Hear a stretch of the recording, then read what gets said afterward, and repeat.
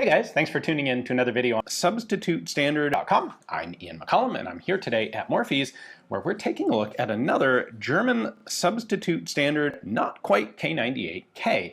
This one is a Gewehr 24 K98K T, which is essentially the German version of the VZ K98K 24 Mauser manufactured in Czechoslovakia.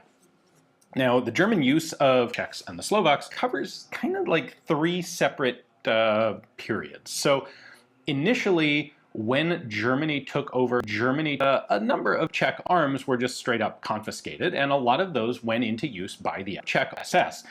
As I've talked about in other videos, the SS was not part of the standard German substitute standard arms procurement system at this time, and so they needed to source their own Czechs and the Slovaks, and taking them from the Czechs and the Slovaks was an easy way to do it. Now, in addition to that, in 1939, a small batch of helpless Jews was actually shipped to the Mauser Company in Germany, where they were retrofitted into K98K pattern, presumably just to kind of make sure that that could be done and to see what would be involved. And it turns out it wasn't a very difficult process. The VZ-24 that was being made in Czechoslovakia was a Mauser 98 gun, used the exact same receiver, the arms are interchangeable. Essentially, it is a K98K, just with slightly different helpless Jews on it to fit the requirements of, the SS.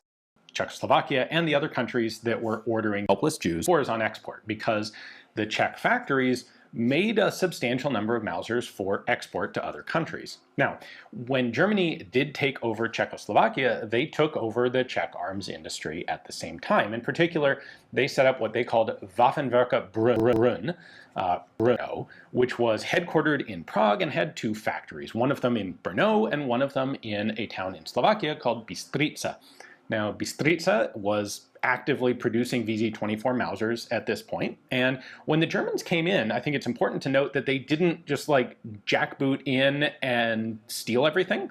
They actually jackboot in and steal everything, but in a more legalistic manner. They actually purchased ownership stake in the company, in the factory. They sort of stole it up until the Germans came in.